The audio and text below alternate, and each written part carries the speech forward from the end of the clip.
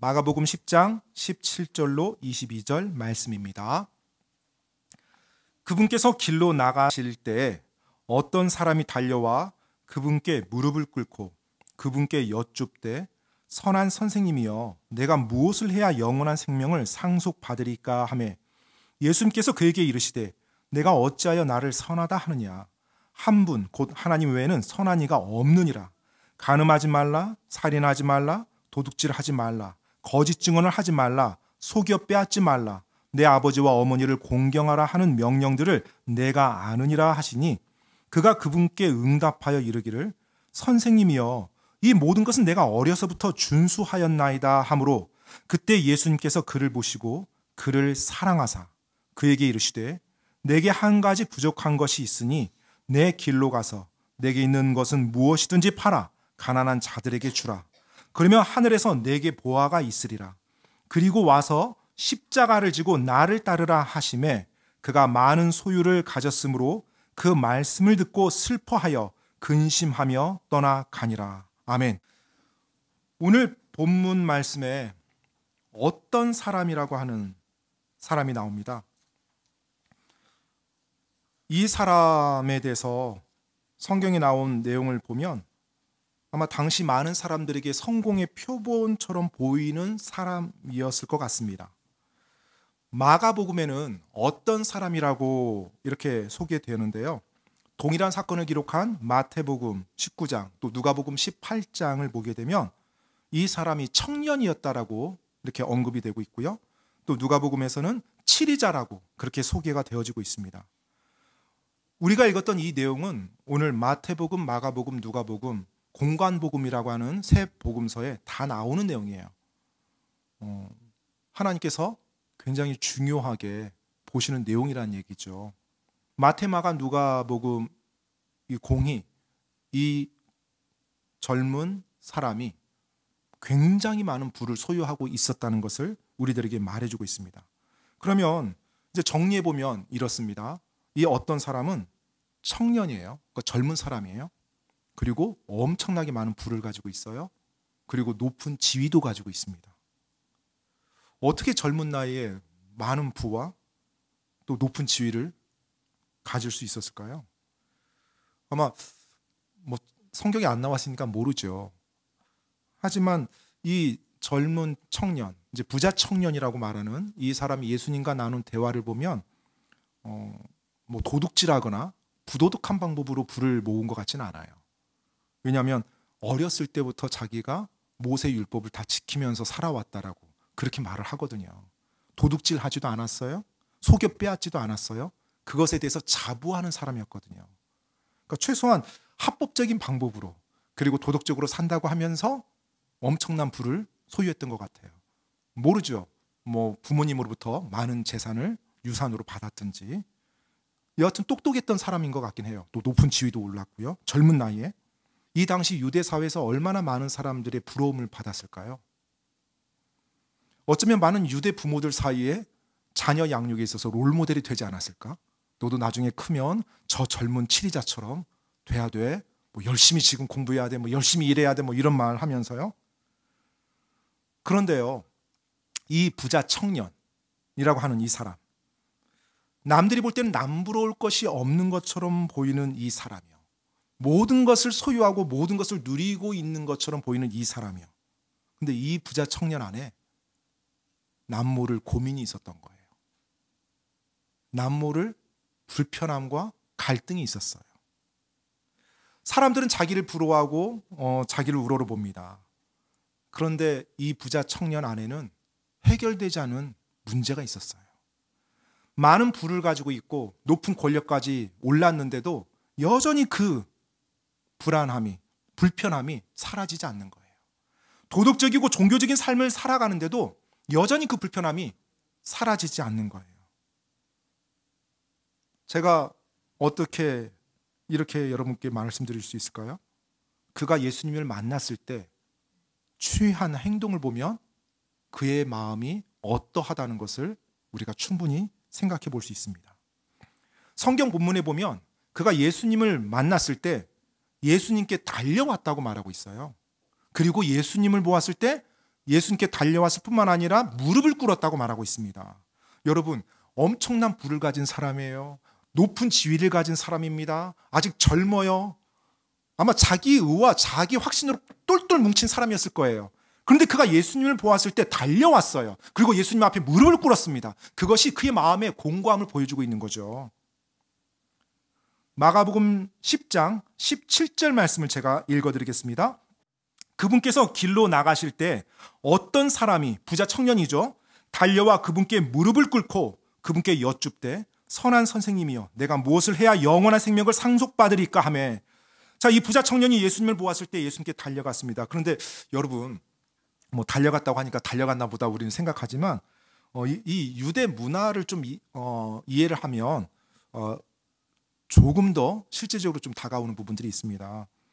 제가 성경을 이렇게 볼 때마다, 그리고 공부할 때마다 느끼는 것이 유대 문화하고 우리 대한민국, 그러니까 대한민국은 아니고 조선시대라든지 우리나라 옛날 문화하고 참 비슷한 게 많다라는 게 느껴져요.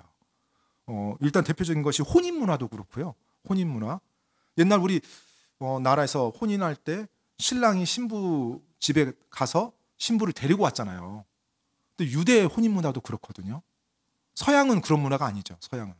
그런데 이 조선시대라든지 우리나라 옛날에 보면 신랑이 신부 집에 가서 신부를 데리고 오는 것도 참 유대랑 비슷해요. 그리고 또 장례 문화도 그래요. 이 애곡하는 문화가 있거든요. 애곡? 죽은 고인에 대해서. 미국이나 이런 데 애곡하는 문화 없어요. 유럽도 없고요. 그런데 우리나라도 애곡하는 문화가 있거든요. 그런데 유대에서도 애곡하는 문화가 있어요. 야, 참 어떻게 이렇게 맞지? 이런 생각이 들 때가 있는데 또 비슷한 게 이 내용 보면서 우리나라 옛날에 그런 말 있죠. 양반은 비가 와도 걷는다. 네, 그렇죠. 왜 양반은 비가 와도 걸어요? 네, 그렇죠. 뛰는 것은 천박한 행동으로 여겼거든요. 그래서 비 맞더라도 걸어 다녔죠.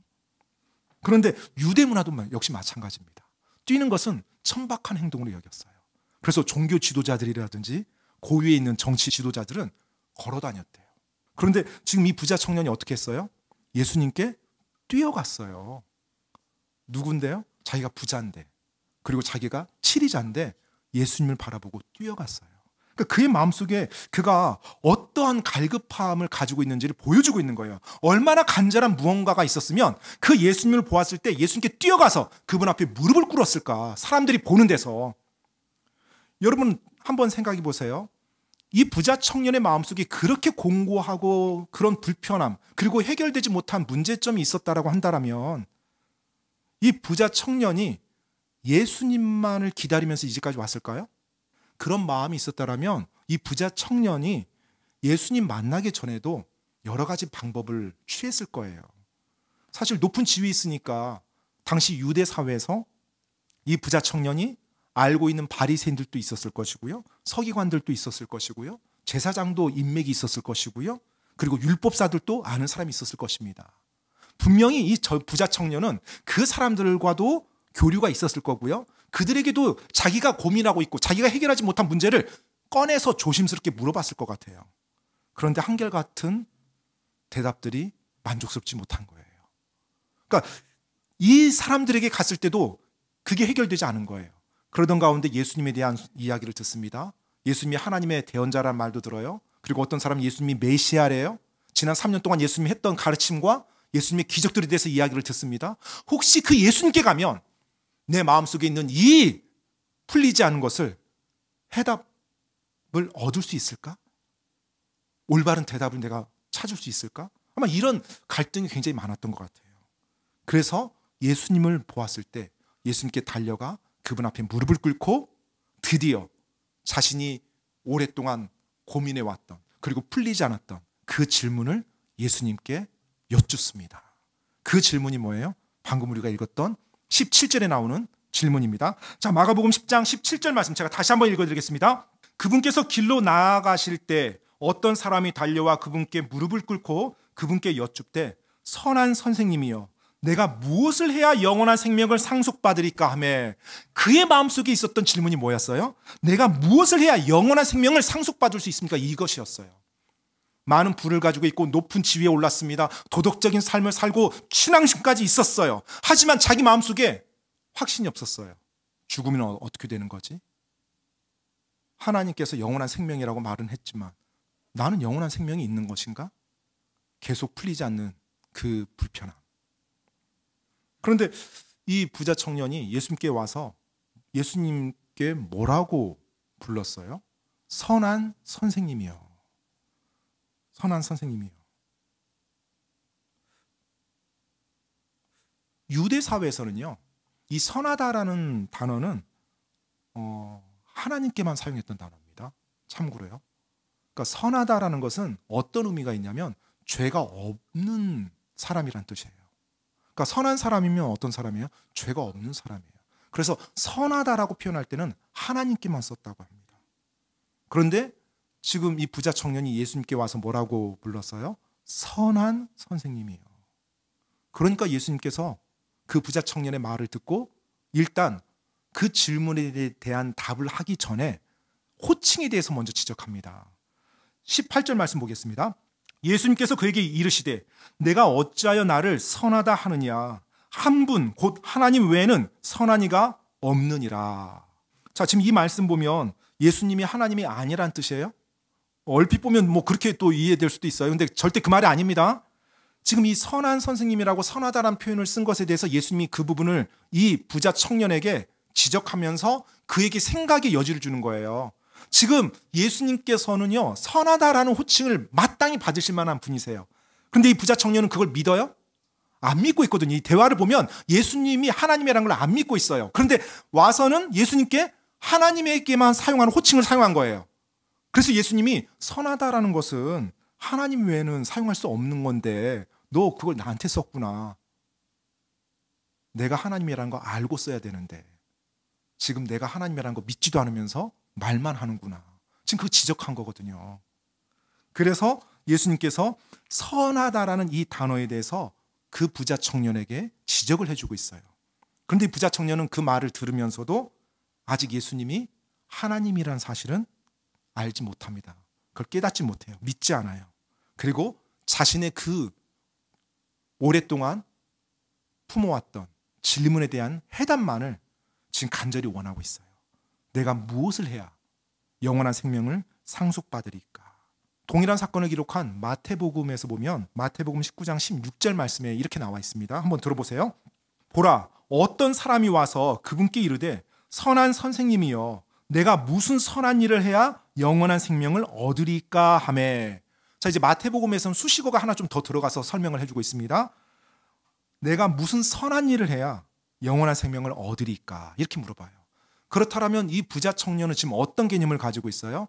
영원한 생명이라고 하는 것은 내가 선한 행동을 해야 얻을 수 있는 것이라고 생각하는 거예요. 즉, 영원한 생명은 자신의 힘으로 자신이 획득해야 되는 것으로 생각한 겁니다. 사실 많은 사람들이 그렇게 생각하죠. 이 세상에 있는 사람들이요. 자신이 이 땅을 살면서 선한 행위를 하고 악한 행위를 하는데 선한 행위가 악한 행위보다 훨씬 많아지면, 그래서 저울추가 선한 행위 쪽으로 더 무겁게 내려가면 천국에 갈 것 같고, 그러지 못하면 왠지 지옥에 갈 것 같고, 막연한 그런 생각 가지고 있는데 이 유대 청년도 그런 개념을 좀 가지고 있었던 것 같아요. 내가 선한 행위를 많이 하면 내가 영원한 생명을 가질 수 있다는 거. 그런데 자기가 나름대로 살아왔는데 그런 확신이 없는 거예요. 도대체 내가 어떤 걸 좀 더해야 그런 확신을 가지고 살아갑니까? 이 질문을 지금 예수님께 한 겁니다. 자, 이제 그러한 부자 청년에게 예수님께서 대답해 주십니다. 19절로 20절 말씀입니다.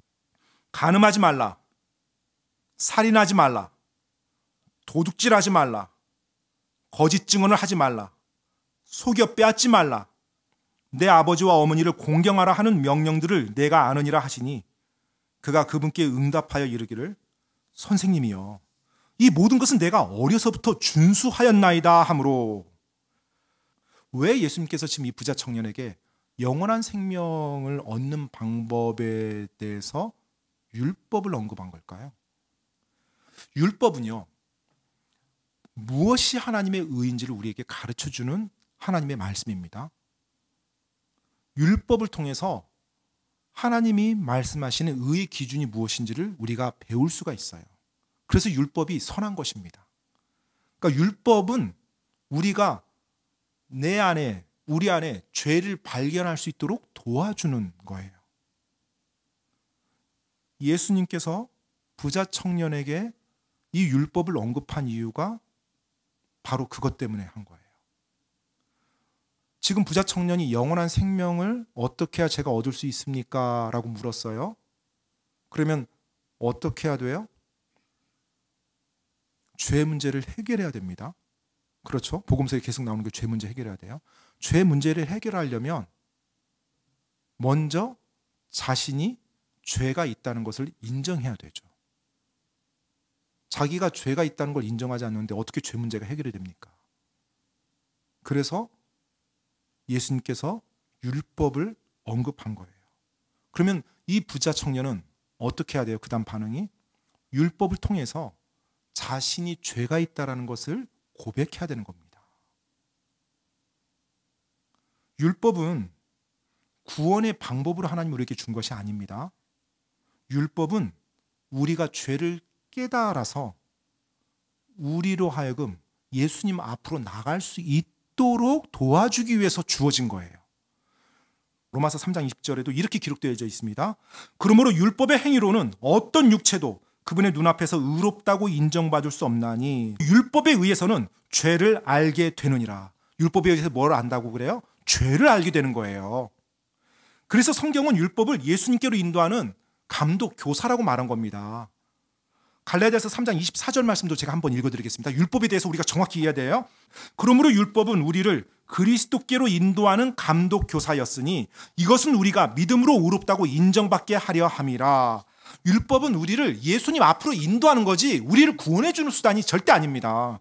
즉 율법을 통해서 내가 죄인이라는 사실을 깨달아서 어찌할꼬 하며 예수님 앞으로 나가야 되는 거예요. 그게 율법의 역할인데 지금 율법을 지켜서 구원받는다는 생각을 하면 이게 굉장히 왜곡된 겁니다.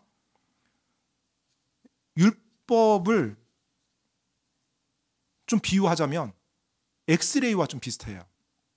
엑스레이, 우리 병원에 갔을 때 내 안에 있는 어떤 문제가 있는지를 알려주는 것이 엑스레이지, 엑스레이를 내가 쪼인다고, 쐰다고, 맞는다고 병이 낫는 게 아니죠. 그렇죠? 병 낫는 게 아니라 오히려 병이 더 많아지겠죠. 엑스레이를 계속 쐬면. 율법도 마찬가지입니다. 율법은 내 안에 있는 문제가 무엇인지를 보여주는 것이지 율법이 내 안에 있는 문제를 해결해 주는 것이 절대 아니에요. 내 안에 있는 문제를 깨닫고 나서 의사 선생님께 이제 가야 되는 거예요. 즉 율법을 통해서 내 안에 있는 죄의 문제를 알고 나서 예수님께, 구원자께 찾아가야 되는 것입니다. 그것이 바로 율법의 역할이에요. 그래서 예수님께서는 이 부자 청년에게 율법에 대해서 언급한 거예요. 유대 부자 청년에게. 그런데 전혀 뜻하지 않은 반응이 나옵니다. 이 부자 청년이 뭐라고 말을 해요? 저는 어려서부터 그것을 다 지켰습니다. 이 말이 나온 거예요. 와, 마음이 답답해지지 않나요? 전도할 때 이제 죄인에 대한 부분, 죄에 대한 부분을 먼저 언급하잖아요. 언급하는데 아주 드물게 저는 죄인 아닌데요. 이제까지 태어나서 저 죄 한 번도 안 졌는데요. 이렇게 말하시는 분들이 계세요.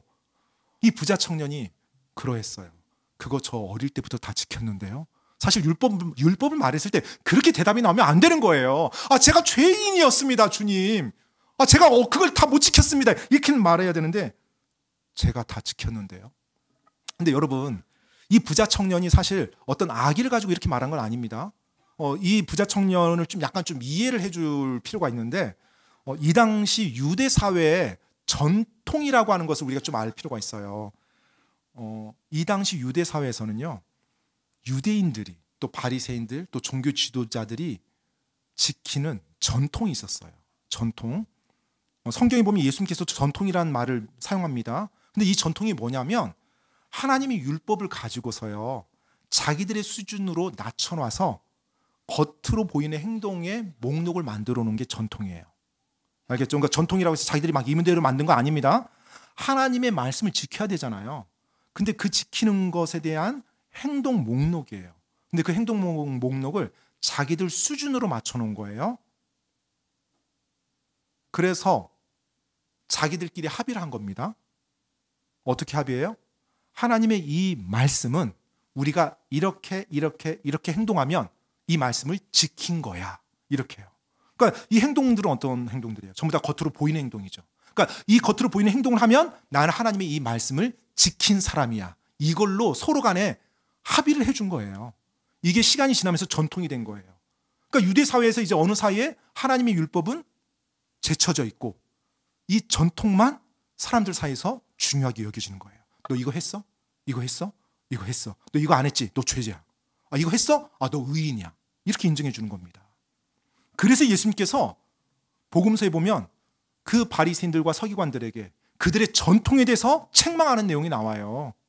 너희가 하나님의 의를 이룬다고 하면서 전통을 지키는데 정작 전통을 지킨다고 하면서 하나님의 의를 다 버리는구나라고요. 바로 그 내용이 마태복음 15장 3절 말씀이 나와 있습니다. 그분께서 그들에게 대답하여 이르시되, 예수님께서 지금 대답하는 겁니다. 어찌하여 너희 역시 너희 전통으로 하나님의 명령을 범하느냐. 지금 이 말이 무슨 말이에요? 그들이 만들어 놓은 전통이 있어요. 행동 양식이 있습니다. 행동 목록이 있어요. 그걸 이들이 지켜요. 그걸 지키면서 마음속으로는 아주 타락한 죄를 다 범하는 거예요. 그리고 이것으로 정당화시키는 겁니다. 그래서 예수님께서 말하는 거예요. 너희 전통으로 하나님의 명령을 버린다고. 그리고 또 예수님께서 산상수훈에서요. 사람들에게 가르치죠. 너희가 서기관들과 바리새인들의 의보다 더 뛰어나지 아니하면 하늘의 왕국을 들어가지 못한다는 말씀을 해줍니다. 산상수훈에서요. 제가 그 구절도 한번 읽어드리겠습니다. 마태복음 5장 20절에 나오는 말씀인데요. 내가 너에게 이르노니 너희 의가 서기관들과 바리새인들의 의보다 더 뛰어나지 아니하면 너희가 결코 하늘의 왕국에 들어가지 못하리라. 때때로 어떤 분들이 이 구절이 무슨 말이에요? 라고 이제 이렇게 물어본 적이 예전에 몇 번 있었는데요. 자, 지금 예수님이 무슨 말씀하고 계세요? 서기관들과 바리새인들의 의보다 더 뛰어나지 않으면. 자, 그러면 서기관들과 바리새인들의 의는 어떤 의예요? 그들이 만들어 놓은 전통을 지키는 의예요. 그 전통만 지키면 자기들은 하나님 앞에서 의롭다고 내세우거든요. 그 의예요. 근데 그들이 말하는 의는 그들의 마음속에 추악한 죄를 전부 다 감추고 있거든요. 그러니까 그들의 의보다 뛰어나지 않으면 너희들은 결코 하늘의 왕국 갈 수 없는 거예요. 마음속에 온갖 죄 다 품고서 그들이 말하는 그 의를 지킨다고 해서 하늘의 왕국 갈 수 없다는 것입니다. 예수님께서는 이 마태복음 5장 20절 말씀하시면서 그 다음에 나오는 내용이 살인하지 말라, 간음하지 말라 이 설명을 해줍니다. 그 바리새인들의 의가 어떤 거고 실제 하나님의 의가 어떤 건지를 설명해줘요. 그러면서 우리가 다 알고 있듯이 누구든지 여자를 보고 음욕을 품는 자는 이미 간음한 자라고 말하고 있죠. 실제 육체적으로 간음하기 이전에 그 마음속으로 범한 죄 자체가 죄라는 거예요. 그리고 살인하지 말라고, 살인하는 자는 심판을 받는다고 하지만 실제 형제를 죽이지 않았다 할지라도 그 형제에게 욕을 하고 저주하는 자도 심판 앞에 선다고, 지옥에 간다라고 말씀하고 있어요. 우리 마음속으로 범한 죄에 대해서 예수님께서 정확히 지적한 거고요. 그 율법이, 하나님의 율법이 그와 같다라는 것을 우리들에게 설명해 주고 있습니다. 그런데 이 부자 청년이 예수님 앞에 와서 율법을 다 지켰다라고 말을 한 거예요. 부자 청년의 입장에서는 이해는 되죠. 그렇죠? 왜요? 당시 그들이 받아들였던 전통을 자기는 어렸을 때부터 지켜왔으니까 다 지켰다고 말할 수 있어요. 그런데 예수님께서 지금 하나님의 율법을 말할 때는 그 의미가 전혀 아니었어요. 예수님이 이 부자 청년에게 다시 산상수훈의 가르침을 쫙 풀어서 설명해 주진 않아요. 여기서 보니까 너 간음하지 말라는 게 무슨 의미인지 알아? 너 살인하지 말라는 게 무슨 의미인지 알아? 이렇게 설명해 주진 않습니다. 대신에 예수님이 이 부자 청년의 수준으로 낮추어서 이제 말을 해줘요. 그로 하여금 죄를 깨닫게 해줘야 되니까 이제 그에게 그가 생각하는 행동의 영역에서 말씀을 해줍니다. 그 내용이 바로 21절로 22절 말씀이에요. 마가복음 오늘 본문 말씀 10장으로 다시 돌아와서 21절로 22절 말씀. 그때 예수님께서 그를 보시고 그를 사랑하사 그에게 이르시되 내게 한 가지 부족한 것이 있으니 내 길로 가서 내게 있는 것은 무엇이든지 팔아 가난한 자들에게 주라. 그러면 하늘에서 내게 보화가 있으리라. 그리고 와서 십자가를 지고 나를 따르라 하시매 그가 많은 소유를 가졌으므로 그 말씀을 듣고 슬퍼하여 근심하며 떠나가니라. 네, 예수님께서 대답을 해주십니다. 예수님께서 일단 그를 사랑하셔서 그에게 말씀을 해주셨어요. 한 가지 부족한 것이 있는데 이거 하나만 더 하렴. 너에게 있는 모든 것 다 팔아서 가난한 자들에게 주라. 그러면 된다. 어떤 분들은 이제 이 내용 가지고 또 많이 혼란하고 오해하시는 분들이 있죠. 내게 있는 것을 다 팔아서 가난한 사람들을 도와주면 내가 천국 갈 수 있다라고. 많은 그렇게 오해를 하시는 분들 때때로 계세요. 근데 절대 그 말 아닙니다. 이 말씀 가지고 뭐 이렇게 가난한 자들한테 내 재산 다 나눠주면 천국 갈 수 있고 하늘에 보화가 쌓이고 절대 그거 아니에요. 여러분, 우리가 성경 말씀 읽을 때 성경은 성경으로 풀어야 됩니다. 항상 우리가 성경 해석하는 원칙 중에 가장 중요한 거예요. 하나님의 말씀에 10가지가 있는데 9가지가 하나님이 아주 분명하게 어떤 말씀을 해주고 있어요. 근데 한 가지가 좀 모호해요. 그러면 어떻게 해야 돼요? 그 9가지를 가지고 한 가지 모호한 것을 해석하면 돼요. 그런데 이단들이나 잘못된 교리를 만든 사람들은 어떻게 돼요? 그 모호한 거 한 가지를 가지고 9가지를 다 거슬러 버립니다. 말이 안 되죠. 성경 처음부터 끝까지 우리가 행위로 하나님의 왕국, 하늘 왕국 갈 수 있다고 말해요? 아니에요. 근데 갑자기 예수님께서 이 부분에서만 유일하게 말하고 있거든요. 그럼 지금 예수님의 의도가 지금 이 말한 것에 다른 게 있다는 거죠? 맞아요. 지금 예수님께서 이 부자 청년에게 뭘 지금 말해주고 있는 거예요? 이 부자 청년이 무엇을 지금 깨달아야 돼요? 죄를 깨달아야 돼요. 죄를요. 자기가 죄인이란 걸 알아야 예수님 앞에 무릎을 꿇고 그 다음에 영원한 생명을 얻을 수 있는 기회가 주어지는데 지금 이 부자 청년은 자기가 죄가 없다는 거예요. 율법 다 지켰다고 말하는 거예요. 그러니까 예수님이 그렇구나. 그러면 너에게 있는 거 다 팔아서 가난한 자들에게 한번 줘버려. 이 말을 해준 거예요. 그러면 이제 이 부자 청년이 뭘 느끼게 될까요? 자기 마음속에 또아리 틀고 있던 탐욕과 물질에 대한 우상이 그대로 적나라하게 드러나는 거예요. 그 적나라하게 드러난 자기 마음속의 죄를 보고서 이 부자 청년이 어떻게 해야 돼요? 그 다음에 베드로가 했던 것처럼 해야 되는 거예요. 베드로가 했던 것처럼 주여 저는 더러운 자입니다. 저는 죄 많은 사람입니다. 제게서 떠나시옵소서. 이 고백이 나왔잖아요. 예수님 앞에서. 이 부자 청년이 예수님 앞에서 그런 고백이 나왔어야 됐었어요. 그런데 그런 고백을 하지 않죠. 그리고 자기가 많은 소유를 가지고 있기 때문에 그 예수님의 말씀을 듣고 슬퍼하며 떠났다고 말하고 있습니다. 아마 이 부자 청년이 열심히 일해서 그리고 합법적으로 많은 부를 모았겠죠. 아마 부자 청년은 자기가 탐욕스러운 사람이라고 전혀 생각하지 못했을 거예요. 왜요? 자기가 남을 속여서 부를 얻은 게 아니었거든요.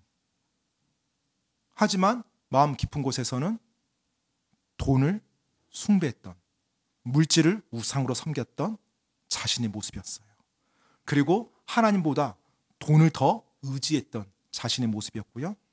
자신의 모든 안정감을 하나님이 아닌 이 물질에 두고 있었던 거예요. 그러니까 그 물질을 다 팔으라고 했을 때 그걸 절대 놓을 수 없는 거죠. 영원한 생명을 내가 얻을 수 있다 함에도 불구하고 절대 그걸 놓을 수 없는 거예요. 왜요? 그게 영원한 생명보다 더 중요하거든요. 물질이. 그것이 하나님의 말씀보다 더 중요하거든요. 그래서 그 물질을 손에 꽉 붙잡고 예수님을 떠납니다. 슬퍼하면서 떠났다고 말해요. 그 떠나는 부자 청년의 뒷모습을 보면서 예수님은 얼마나 더 마음이 아프셨을까요? 예수님 앞에 자신의 죄를 깨닫고 주님 저를 용서해 주십시오. 저는 죄 많은 사람입니다라고 고백을 했어야 되는데 그 고백은 없고 그냥 뒤돌아서서 가버립니다. 사실 부자 청년이 예수님 앞에 달려와서 무릎을 꿇고 주여 무엇을 해야 영원한 생명을 얻을 수 있습니까? 라고 물었을 때만 해도 너무나 훌륭한 사람 아니에요? 많은 부를 가지고 있고 높은 지위를 가지고 있는데 어떻게 저렇게 겸손하게 예수님께 와서 물어보지? 진실되게? 그 내용만 봤을 때는 뭔가 놀라운 일이 일어났고 정말로 좋은 일이 일어날 것 같았는데 그 사건의 마지막은 슬프게 끝납니다. 부자 청년이 그 문제에 대한 해답을 가지지 아니하고 돌아서요. 여러분, 예수님께서 이 부자 청년과 나눴던 대화가 앞에서도 제가 말씀드렸지만 마태복음, 마가복음, 누가복음 다 나와 있어요. 왜요? 그만큼 중요한 내용이니까요. 21절 말씀에서 보면 예수님께서 그에게 그 진리를 말해줄 때 그 부자 청년을 보시고 사랑했다고 말합니다. 사랑했다고요. 그 부자 청년을 사랑해서 그에게 진리를 말씀해주고 있어요. 우리가 진리를 말해줄 때는 여러분 예수님처럼 말해줘야 됩니다. 사랑으로 말해줘야 돼요. 진리를. 사랑이라고 하는 것은 어떤 사람이 멸망하고 있어요. 그러면 그 사람에게 유익이 되도록, 그 사람에게 생명이 되도록 진실을 말해주는 것이 사랑입니다. 그 사람의 마음이 좀 상하더라도. 그런데 그 사람이 지금 멸망하고 있는데 그 사람 기분 좋게 해준다고 거짓말로 아첨하듯이 말하는 것은 사랑이 아니죠. 예수님께서는 이 부자 청년을 사랑했어요. 자기 죄 문제를 해결하지 못하고 지옥을 향해 가고 있는 그 부자 청년을 사랑했어요. 그래서 그의 마음이 불편하다 할지라도 예수님은 진리를 그에게 전해주었습니다. 모든 율법을 다 지키고 있다라고 말한 그 부자 청년의 교만과 자기 의로 가득한 그 모습을 보며 예수님이 기분 나쁘게, 그리고 예수님이 짜증나서 그런 마음으로 예수님이 지금 이 부자 청년에게 말한 게 아니에요. 그를 사랑함으로 예수님께서 부자 청년에게 말을 해 주었습니다. 진리를요. 여러분, 여러분은 일단 예수님 측면에서 제가 한번 볼게요. 진리를 전할 때 사랑으로 전하십니까? 아니면 때때로 내가 맞다는 거 내세우려고 진리를 전합니까? 내 자신을 높이기 위해서 드러낸다라면 진리는 절대로 올바르게 전달되지 못합니다. 진리 그 내용은 동일해요. 하지만 잘못된 태도로 진리가 전달될 때는 상대방이 그 진리를 받아들이지 않습니다. 그래서 진리는요, 항상 사랑의 마음으로 전달돼야 돼요. 여러분이 살아가면서 누군가를 돕고 누군가에게 복음을 전하고 누군가에게 하나님의 말씀을 전할 기회가 주어졌을 때 그 사람과 말싸움하면서 전하지 마십시오. 말싸움을 이길 수는 있겠지만 진리는 받아들여지지 않습니다. 진리는 사랑으로 전할 때 그 사람에게 전달될 수가 있는 거거든요.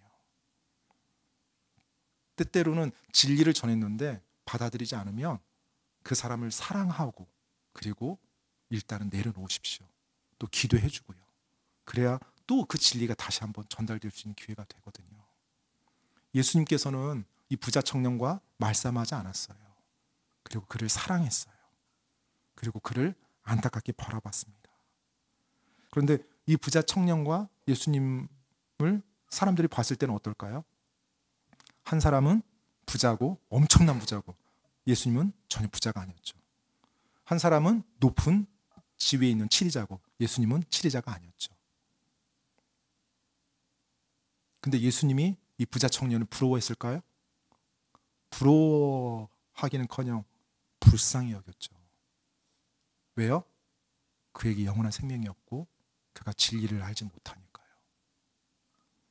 우리가 우리 안에 진리를 붙잡고 살아간다라면 우리의 관점도 예수님과 닮아갈 겁니다. 이 세상을 살면서 여러분 부러워하지 말아야 될 것을 부러워하는 일을 하지 않을 거예요. 또 불쌍히 여겨야 하는 대상을 불쌍히 여기지 않아요. 이러면 안 됩니다. 그러니까 우리가 정말로 불쌍히 여겨야 될 사람을 불쌍히 바라볼 수 있어야 되고요. 그다음에 부러워할 필요가 없는 것은 부러워하지 않아야 됩니다. 이 세상에 어떤 잘못된 가치와 세속적인 철학에 우리가 휩쓸려서 이 상황을 바라봐서 절대 안 돼요. 부자 청년은 불쌍한 사람이었지 부러워야 할 사람이 아니었거든요. 예수님은 그를 불쌍히 여기셨어요. 우리 역시 예수님과 같이 진리를 모르는 사람을 부러워할 것이 아니라 그를 도와주고 불쌍히 여기는 마음으로 다가서야 됩니다. 자, 이제 부자 청년의 이제 입장에서 한번 또 볼게요. 부자 청년을 보았을 때 그가 예수님께 달려와서 무릎을 꿇었어요. 그 모습만 보면 정말로 앞에서도 말씀드렸던 것처럼 참 본이 되고 귀한 모습이에요. 그런데 결국 그가 어떻게 했어요? 그 예수님의 말씀을 받아들이지 않았습니다. 자신이 생각했던 대답이 아니었고 자신이 기대했던 해답이 아니었어요. 그래서 슬프게 해답을 찾지 못하고 돌아갑니다. 무엇을 가지고 돌아가요? 탐욕을 가지고 그대로 돌아갑니다. 그가 예수님을 떠났을 때, 근심하며 예수님을 떠났을 때 그 이후의 삶은 어땠을 것 같습니까? 여전히 돈 많았겠죠? 그리고 여전히 높은 지위 누렸을 겁니다. 그런데 여전히 죄 문제도 가지고 살았을 거예요. 그가 참된 기쁨과 만족을 누리면서 살았을까요? 그렇게 살지 못했을 겁니다. 계속 마음의 공허함과 갈급함을 가지고 살았을 것입니다. 그 죄 문제를 가지고 돌아섰다는 것이 그의 삶에서 가장 큰 비극이었어요. 차라리 많은 돈이 없다 할지라도 그리고 높은 지위를 잃었다 할지라도 죄 문제를 해결하고 살았어야 그가 풍성한 삶과 참된 삶, 행복을 누릴 수가 있었는데 그는 그 반대를 취한 거예요. 만약 그가 많은 돈, 높은 지위를 포기하고 복음의 진리를 그리고 죄 문제를 해결함으로 영원한 생명을 가지고 살았다라면 성경 기록에 그가 어떻게 또 묘사가 됐을까 이게 궁금해졌어요. 어쩌면 뭐 베드로처럼 야고보, 요한 그들과 함께 예수님 승천하신 이후에 주님의 복음을 전하는 그런 멋진 제자의 모습으로 살아가지 않았을까? 이런 생각도 한번 해봅니다. 사실 이 땅을 살아가면서 예수님을 직접 만날 수 있는 기회를 누린 사람이 몇 사람이나 될까요? 그런데 이 부자 청년은 그 메시아인 예수님을 직접 만났어요. 만났을 뿐만 아니라 그 예수님과 대화도 했습니다. 대화했을 뿐만 아니라 그 예수님께 대답도 들었어요. 그런데 그 모든 것을 다 걷어찼어요. 어떻게 해요? 자기가 선택함으로.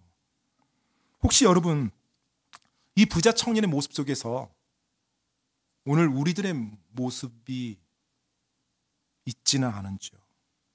물론 우리 대다수는 구원에 대한 확신을 가지고 살아갈 겁니다. 예수님을 믿고 예수님을 믿으면서 살아갈 거예요. 그런데요, 제가 지금 말씀드리는 것은 구원받은 이후에 혹시 내 안에 놓지 못하고 살아가는 그 무언가가 있지 않냐라는 거예요. 그래서 그것 때문에 구원은 받았지만 예수님과 더 친밀해지지 못하는 그 무언가가 있지 않냐는 거예요. 구원은 받았지만 내 삶이 주님이 기대하고 주님이 의도하시는 그 풍성한 삶을 누리지 못하면서 살아가고 있지는 않냐는 겁니다. 주님보다 더 중요하게 여기는 무언가가 내 안에 이 부자 청년처럼 놓지 못하는 가운데 있다라면 여러분 우리 역시 예수님 앞에 그것을 내려놓고 나가야 됩니다.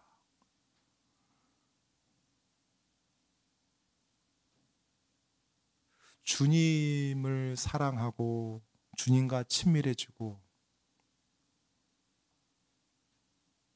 주님을 경험하는 것, 우리가 이 땅 살아갈 때 만약 예수님이 하나님이라면 그리고 예수님이 나의 구원자시라면 그것보다 더 소중한 게 뭐가 있겠습니까? 그런데 여전히 내 안에 혹시 그것보다 더 소중하게 느끼는 어떤 죄가 있습니까? 그렇다면 저는 오늘 이 시간 어느 누구도 이 부자 청년처럼 슬프게 돌아서는 일이 없기를 바랍니다.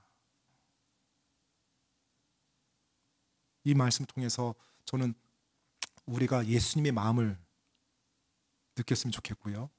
그 부자 청년을 향한 그 예수님의 사랑하는 마음, 그리고 예수님의 안타까워하는 마음, 그리고 또 부자 청년의 모습을 통해서 내가 그런 우를 범하지 않는 삶을 살아갔으면 좋겠습니다. 며칠 동안 이 말씀을 계속 묵상하면서 제 마음속에 막 그런, 어떻게 표현해야 될까요? 좀 그런 마음이 좀 들었어요. 예수님이 너무나 귀한 거예요. 예수님이요. 부자 청년이 예수님의 말씀을 듣고 그 예수님 앞에 자신의 죄를 고백하지 아니하고 뒤돌아서 떠나갑니다.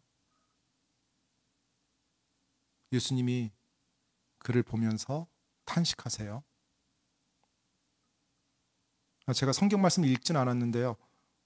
누가복음에 보면 예수님이 탄식하는 내용이 나와요. 그 부자 청년 돌아가는 모습을 보면서. 그런데 예수님의 마음이 얼마나 아플까 이런 생각이 들면서 예수님 마치 어린아이들처럼요. 예수님 너무 마음 아파하지 마세요. 저는 예수님 말씀 잘 순종할게요. 이런 생각이 좀 들었어요. 예수님 너무 마음 아파하지 마세요. 저는 예수님 순종할게요. 제 삶을 통해서 예수님 기쁘게 해드리고 싶어요. 이런 마음이요. 때때로 자녀들 키우다 보면 그런 거 있죠. 동생이 막 엄마 말을 안 들었어요. 엄마가 막 마음이 안 좋아요. 그러니까 위에 큰 아이가 누나가 됐든 언니가 됐든 형이 됐든 엄마 너무 힘들어하지만 내가 잘할게 하면서 엄마 마음 이렇게 따뜻하게 해주고 싶어하는 그 마음이 생각이 나는 거예요. 그래서 내 삶을 통해서 예수님 기쁘게 해드리고 싶다 이런 생각이 들었어요. 저뿐만 아니라 여러분들도 여러분의 삶을 예수님 봤을 때 안타깝고 슬프고 그런 마음이 아니라 여러분의 주님을 향한 사랑과 믿음과 헌신을 보았을 때 예수님의 입에 미소가 지어지는 그런 삶을 살기 원합니다. 만약 여러분과 제가 그런 삶을 살 수만 있다면 최고의 삶 산 거예요. 최고의 삶. 그보다 더 나은 삶 살 수 없습니다. 저는 여러분과 제가 이 땅에서 그런 삶을 살기 원합니다. 바로 주님을 기쁘게 하는 삶. 이 시간에 기도하고 마치겠습니다.